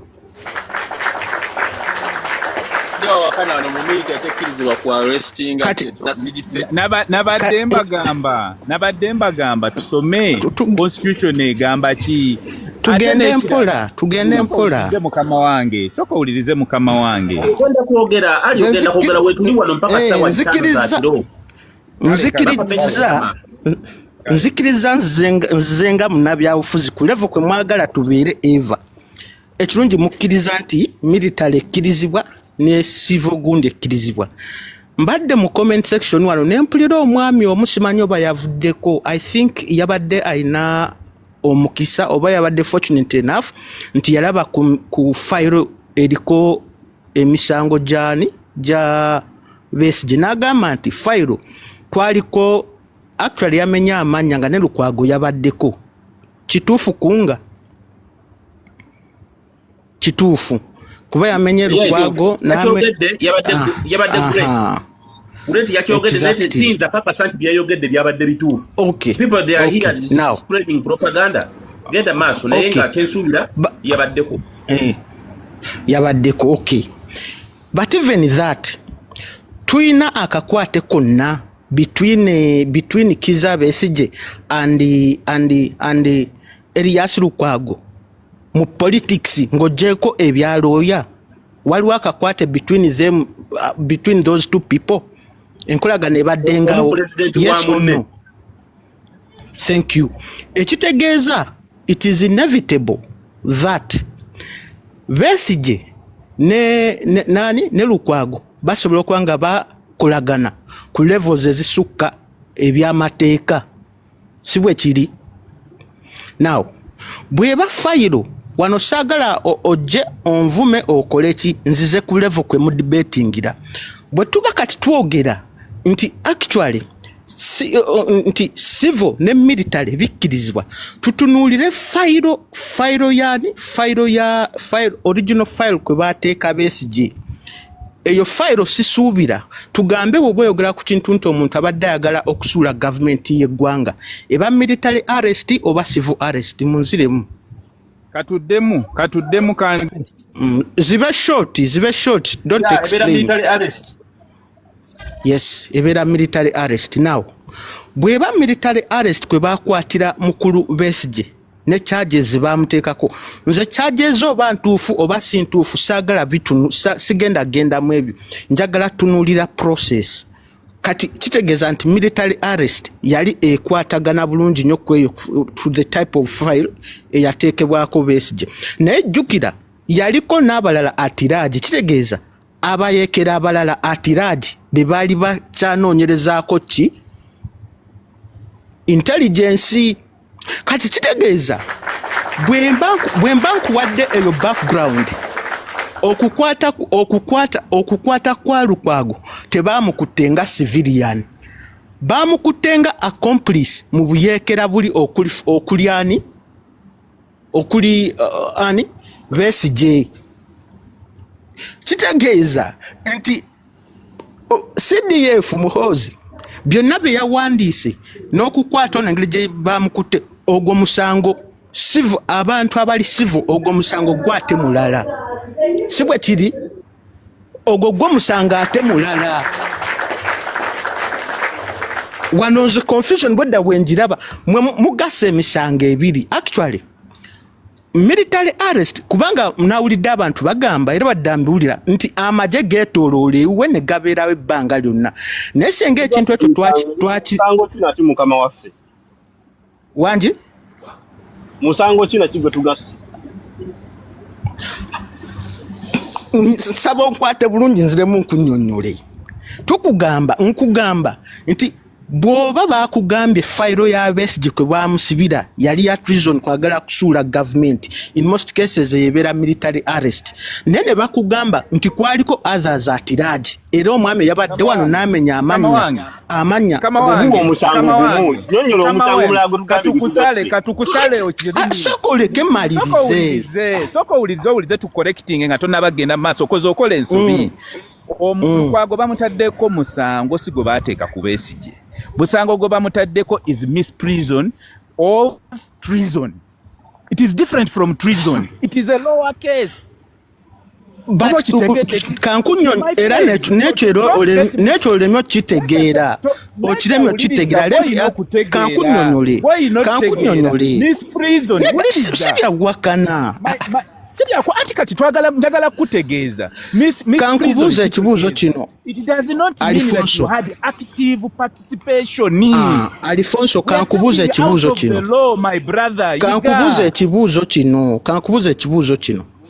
omuntu bagamba nti listen mbuuza Alfonso ndikubuuza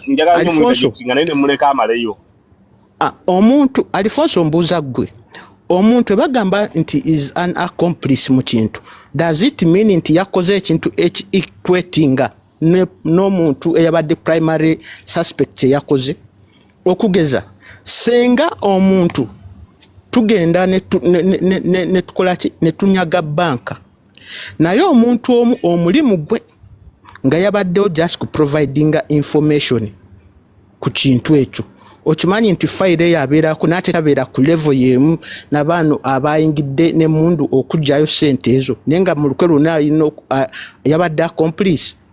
Kituufu oba kikyamu oba si kituufu? Nziramu Alfonso.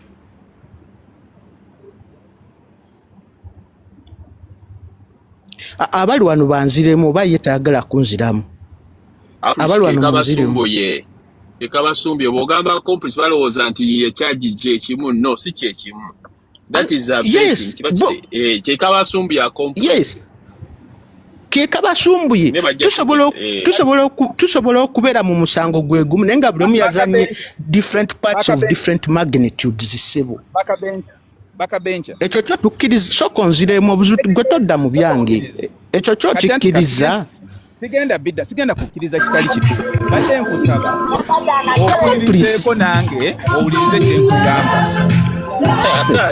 amaganda abadde kati nze kamalirize nja kuwuliriza bakabencha badde nsaba ompuliriza ogende mu maaso tuli wano kuyiga badde nkusaba okay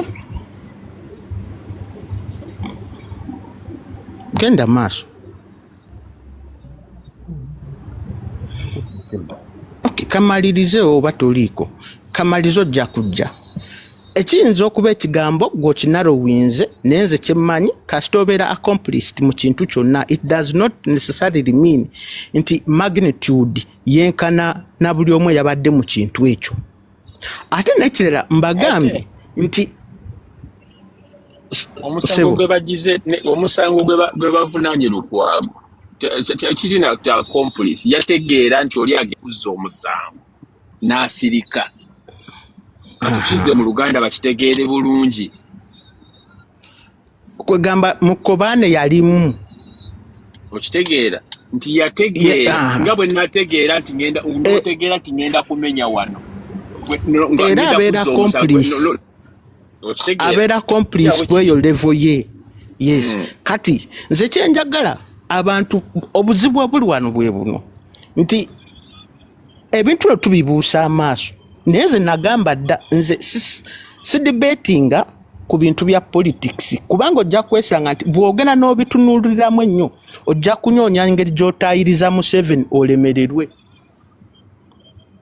kubanga ffe tutunuulidde ffe lwaki ekintu kino kitubobbya omutwe tutunuulidde page kwe baakwatidde Lukwago tulemeddwa okutegeera background information ekwatagana ku fayiro yaani then netulema n'okutegeera ekigamba complice netulema okutegeera nti ono baamukwatidde mu level ki ekirala okukwata Lukwago mu ngeri gye baamukutte kikyamu listen first wait linda mogenda information and move on if it's not explanation you talk yogera accept the information then move forward anti-talk you're not talking no okukwata Lukwago kumujja mu dungeon okumutwala ekira the process babadde basanitizinga onfuna bulungi kubeera kusanitizinga the illegality which was carried out yesterday in yesterday's operation onfuna bulungi so okugenda kira babadde bagenze funa charge sheet gye basobola oteeka ku Lukwago then they put him in a government gazetted area nga prison onfuna bulungi yes but we ideally condemn the manner in which he was arrested okay actually in what I condemn is here condemning the civil illegality eyabaddewo nti CDF yakutte omuntu eyabadde agenza omusavinga nze kweyo dimension kwenjovugira argument yange now bwe tugenda ku dimension eya military arrest nga tukimanyi bulungi nti ku file ya Besigye ono yaliko noli yaliko military arrest tojiwa format ekyo tukkiriziganya mukulu ideology true exactly kati okiraba nti ziri file bbiri londawo eruwajo nze nkugambye bwe tuba ku military side ku file ya Besigye sina kyenja kwogera siyinza kugamba nti no kye baakoze kikyamu no military arrest nga bakwata omuntu abadde complice mu buyeekera bakikola mu ngeri yonna gye baagala naye nze nja kujja ku side yo okublaminga bwe nzija on the civil nti actually bwe ntunulira civil act oba pretext eya CDF gye yawadde then awe ngenda okugamba nti abantu ba pro bono lawyers bagende bagulewo gwo omusango on the civil basis nti ono bwe tugamba nti tuli ku file nti abadde agenze ku charge ku delivering summon izikola ki then eyo constitutional right yakoze eki baka benja Lukwago bamusanze bubwe yabadde tagenze wa MK okay intentions ne intentions kale tugambe za intention ogwo musango ogwo musango ogwo musango ne ku file eri nedda baka benja mbadde nsaba kwogerako ekisookera ddala Lukwago tali ku fayiro ya Kizza Besigye ya treason. Simanyi information njiwulidde wano. Kuliko lakanno kuli amanya ge bamenyako gundi na dive in this before this. Ulira mwali mulu omushada mwali mulu Lukwago mwali how can you represent on a case where you are also charged?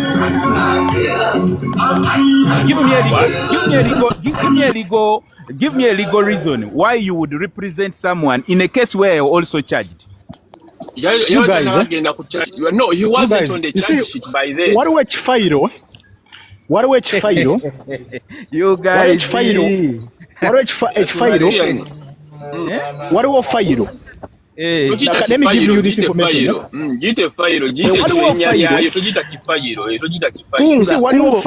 Kunga nawo katiriza nti kwali ku file musobola tuwa evidence on zino argument neziba credible. Taliko. Now, what was file? A 36 activists of FDC, if you remember, they were arrested in Nairobi. They were arrested in Kisumu, not Nairobi. Bali bagenze on a capacity building workshop. Yeah. But activists by FDC, that file was handled in Nakawa. You get Now, file it is said nti abantu banji including Charles Ruwomushana, Semujunganda, you get Dr. Rume Bayiga, Proscovia Saram Musumba. It's a very huge group. But now, state they are nakba, the NRA are nakba, does not operate like that. It will pick interest. Koyo gobetaga. Onfuna bulungi. And now the attention has been driven on Lukwago. You get? Nti Lukwago ngabo badola ba H-file cha military drills. Chine chaba Edi Mitwe. Ntikati bagamba ta, whom do we want? We need Waisa Mufumbiro. Let us now put him on this charge sheet. Fire Bera, Edi Mitwe and others at large. Look here. Ideology. We are mixing two files. I'm giving an example, explanation. Example is the way of explaining. We are trying to. So you can explain by giving example. I agree with you, but we are mixing two files. I'll agree with you that the example you're giving is right, but it does not apply in this case. These are totally two different cases. They're not different now. They're not different. They're different. You look here, my brother. Let me make my case. Now, okay. You remember they have 38 activists of FDC of PPF. Small PPF. Eneya Lukwago ne Dr. Besigye. Eneya Katonga. The 36 were arrested in Kisumu. They were brought and charged treason. Onfuna bulungi. After, I think a period of a year, Besigye was arrested with Hajo Bedi Rutare at Riverside Apartments. You get? Or then the charge is treason. Now they are telling you now Lukwago has been aligned in Makindi and charged with misprision of treason. You get? Lukwago yategera ku act season is that treason natategeza state.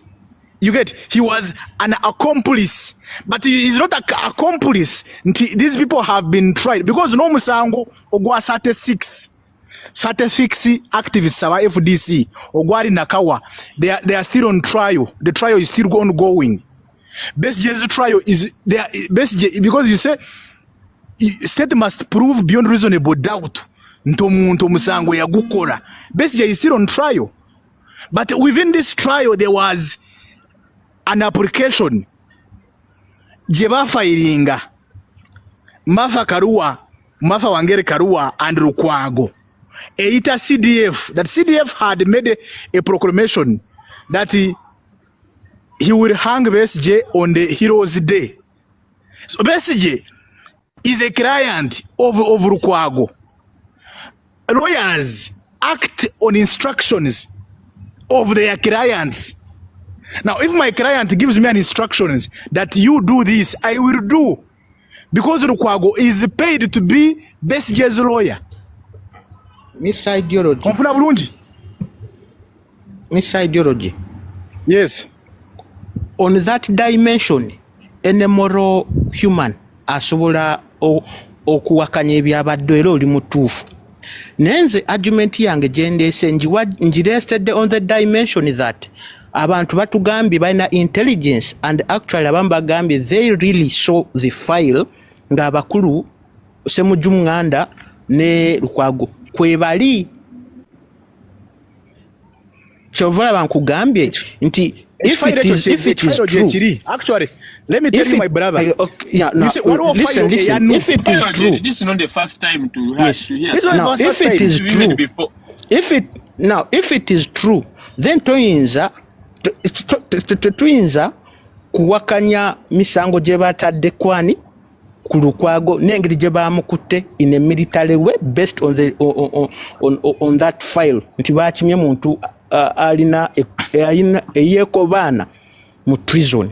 Now the other side oginyonyodde bulungi actually omuntu ena asobola ogikonda eminga eyo gy'oyogedde era ne mugundi mu kooti bamuvunanye omusango bamuvunanye tosobola konda eminga bali tulaki bamu-arrestinze bwe batyo. The case which was presented in the court, you can't condemn how he was arrested. I don't know how Tiger reasons, but Tiger, you seem to be an enlightened person, No, but I don't like the way. I don't like the way you see. Bad is bad. Bad is bad, no matter the format. It is better you condemn the act because nobody. I'm speaking under the law. I'm speaking under the law. Oshtegera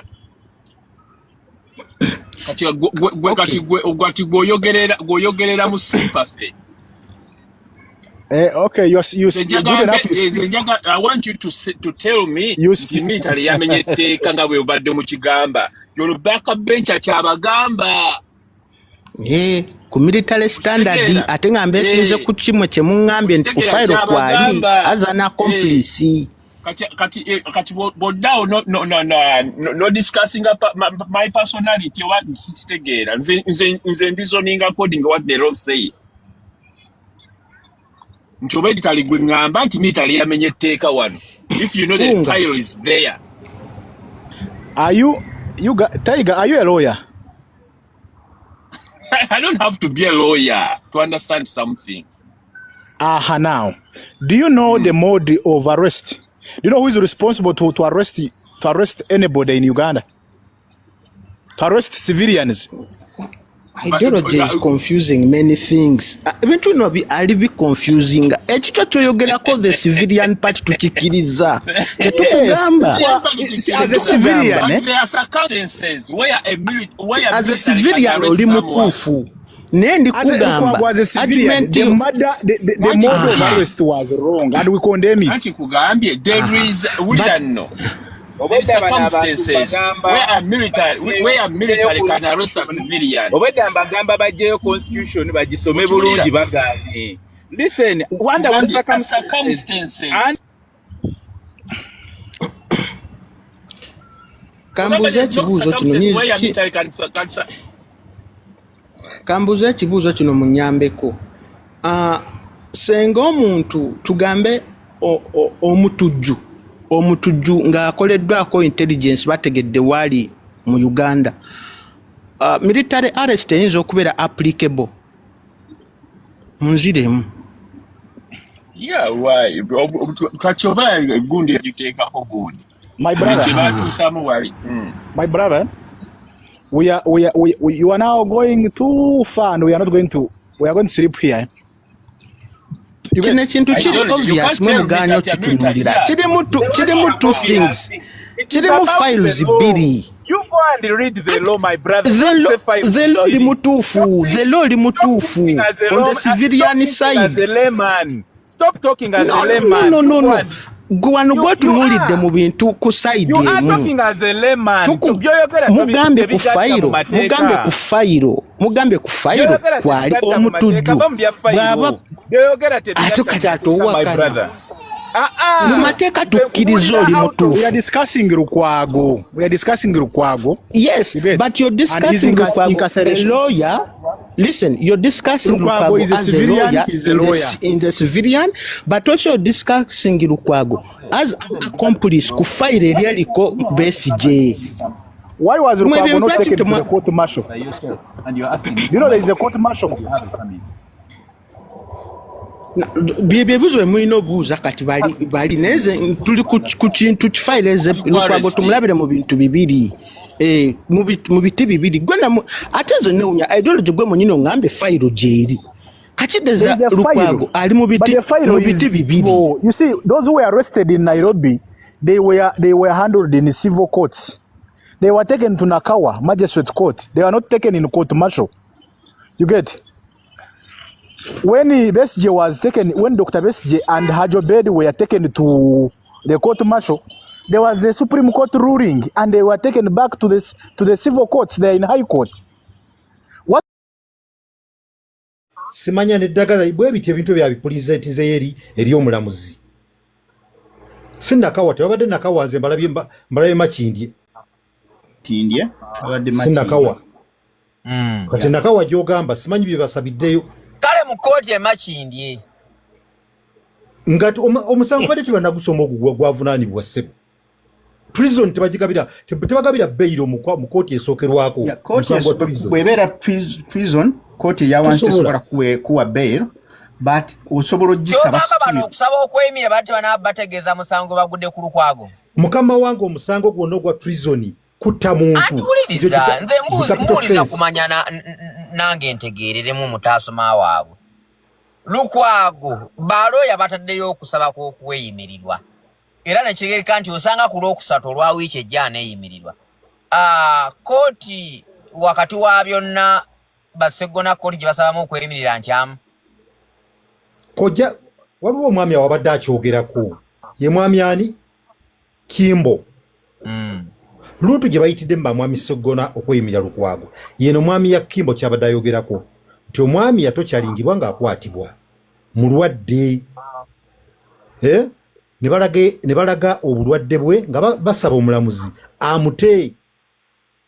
Tukole bwe tuti mu mateeka omuntu bamukwata yandibadde aleetebwa mu kooti within 48 hours. 48 hours nga bagayo n'obudde bwadi bwe bakuleeta mu kooti era owulira bano bamusindisa okukomawo ng'ennaku z'omwezi 22 bagenda kiyita hearing olwo lwe bagenda omusomera emisango ne wandibadde ku charge sheet kuliko emisango egyo kati bagenda musomera ku giri kwolwo olunaku either agikirize oba agigaane wadde ku charge sheet baba bataddeko naye kooti yo tegimusomedde eno bagiyita appearance.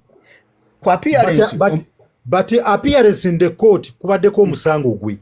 Yeah, kubeerako appearance in the court charge sheet eze nga kuliko prison. Anti kubeerako nti oteebereza okuba nti wazizza omusango bwe kuti naye kye bayita hearing y'omusango okugusomera yegenda okukolebwa ng'ennaku z'omwezi 23 era ku olwo bagenda mubuuza then ekiba kiddako naye ku budde bwonna bwe baba bakukwatidde etteeka likukkiriza okusaba bail anytime kiva eri mulamuzi kusalawo nti kanjikuwa oba sigikuwa neyekwasa ekintu kyonna naye nga you can apply anytime as long as you've been arrested nga tekuli warrant arrest. But according to the case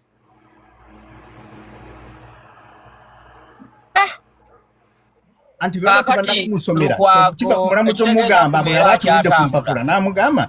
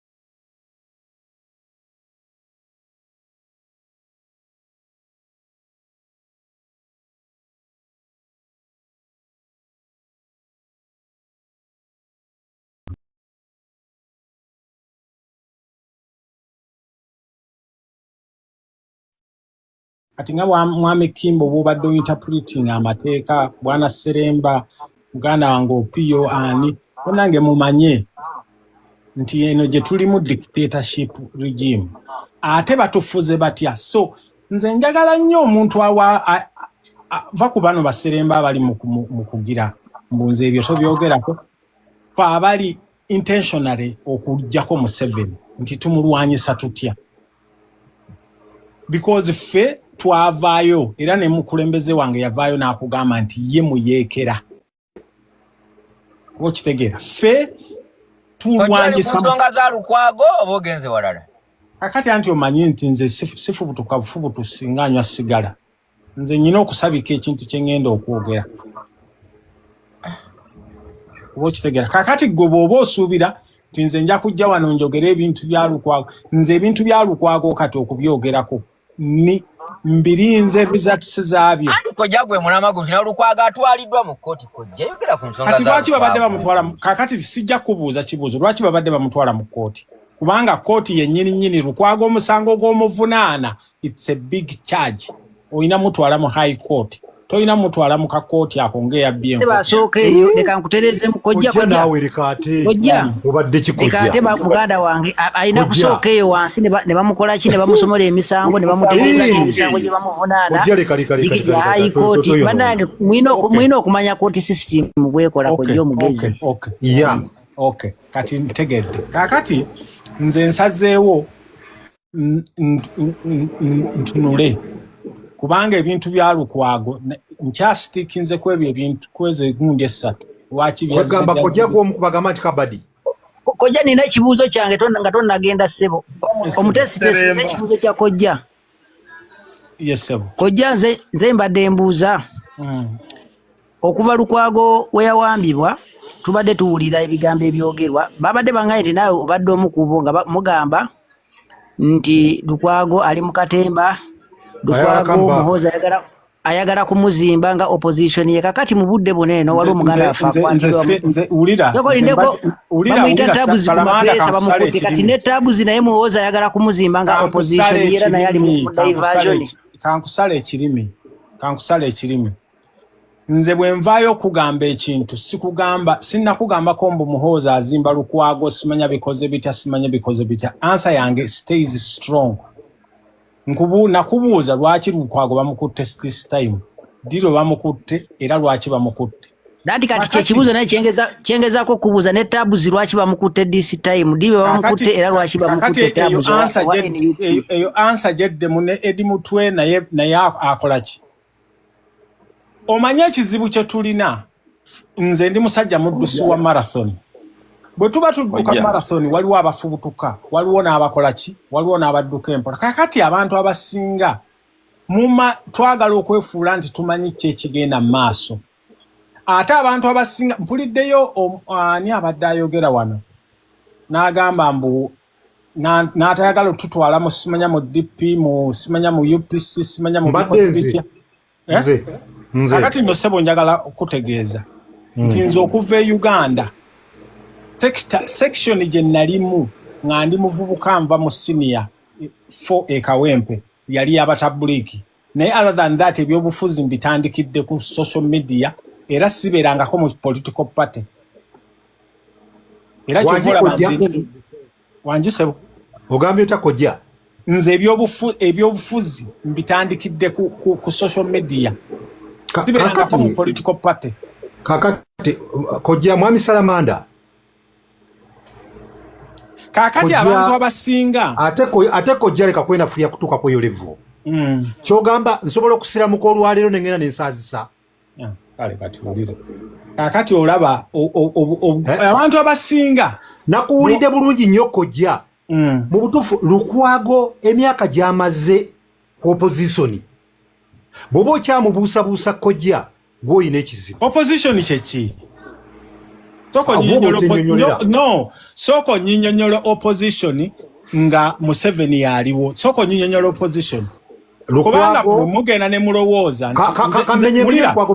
nze kankubuulire Opio lindako Opio siri wano kunafuya Lukwago mbeera gy'alimu naye nyina ebibuuzo byembuuza nina ebibuuzo bibiri bw'obitta nga nkuvaako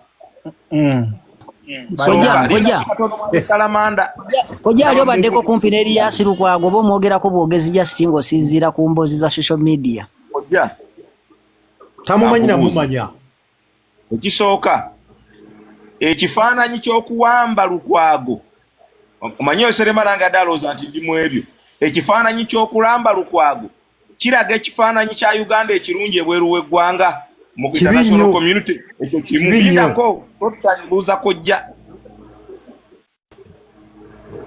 buuza kojja kiraga ekifaananyi ekirungi ebweru w'eggwanga ekyokubiri biki bye tulina okuyimirirako ffe abalwanyisa gavumenti okubiraga abazungu tusobole okuba nti naffe bwe tuba tusituse batuyamba ekyo si kimu ku byo.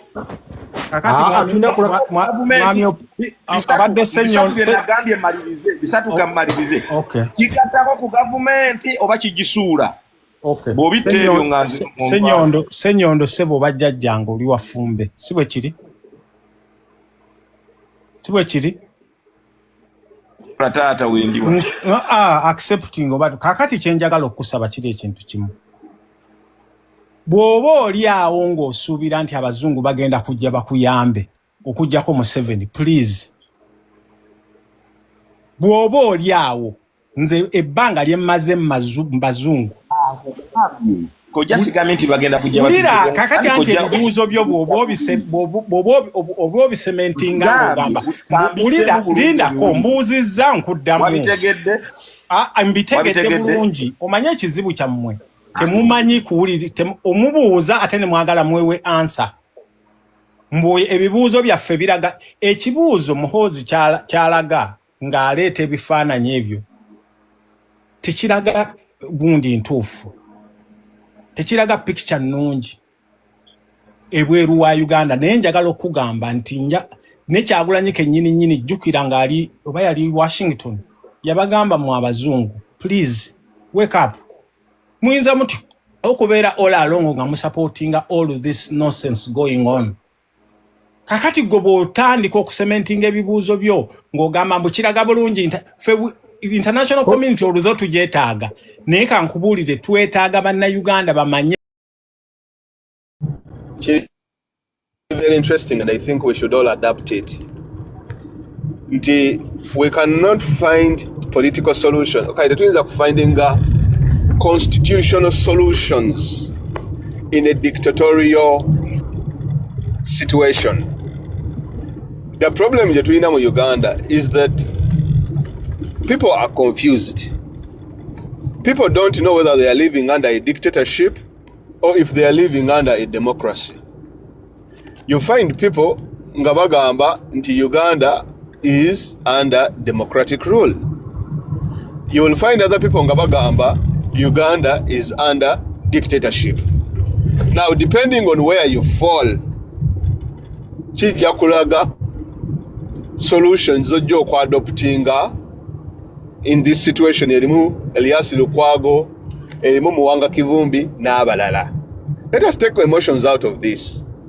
Now, if we say, for example, nti tuli mu dictatorship, there are only two ways on how Lukwago, Kivumbi, Mutwe, and the like can have their freedom. Number one, negotiations. Mutula n'omuntu abakutte ne mumugamba, look, okay, byabaddewo, but these people bawe freedom yabwe. In return, bayinza obutaddamu kwogera, bayinza obutaddamu kubeera as vocal as they have been. Number two, omenya komera.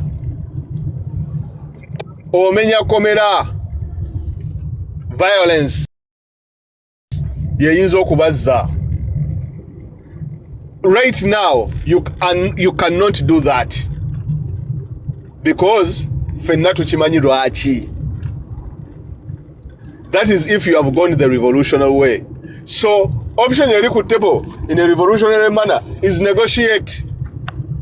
Kati wobuuza ffe abatagenda kozesa nnyo emotions mu situation yeno ne wangu badde gituluma. Tufa emitima gitutta. Aba Piero Yuji batta, abainare muji batta, bonna abantu bonna ba United Rugendo tubalaba bambi bonna banyoleddwa. Ekituufu kiri nti muteekawo ttiimu eyinza okubaamu bannaddiini, eyinza okubaamu aba Buganda, eyinza okubaamu bannabyabufuzi n'abalala bangi. And you normalize negotiating freedom of these people. That is if you agree that Uganda is under a dictatorship. In the dictatorship, you can even agree if these people are given their freedom, they will go into exile. They find other countries, bagende baberekeyo as ebintu nga bebiterera. Now, that is if you want the freedom anyway. oyinza ogamba nti you will go the bench kiwanuka when ogamba wanze kangume ngendeyo mbeere Mukkomera. That is also a revolutionary way to protest. Nogamba nti you know what, munsibe kambeereyo ye waweeru waliyo naki government empya weerijja ndivaayo kitegeera. Kakati wogenda mu nkola abamu gye bagamba nti Uganda is a democracy. That is where the confusion comes in. Nti katuyite mu mateeka. Webugenda mu byokuyita mu mateeka byebyo bye tulabye olwaleero nti kati katwongezeeyo paka Mande weetuuka DPP agamba tetwafunye budde, tetunnafuna budde, buwuliriza katugira tulindako katwongezeeyo 1 month. Nga nabo we bakola ki, we badragging in the end omusajja agenda kufiira Mukkomera mu bintu ebyekisiru nga mwagala okugamba oba nga mwagala okulaga nti no mugenda kukozesa amateeka. Simbubi gemazima simbubi oshagala tuyinza okugumya emitwe ne tugamba nedda rule of law. It is okay, rule of law. Naye rule of law mugiyingire nga mumanyi nti bifiiramu n'abantu. Now mu rule of law oba mu demokrasia abakulu bano tuyinza securinga freedom yaabwe in 2 ways again. Esooka negotiation, kubanga mu mateeka tulina kye tuyita plea deal.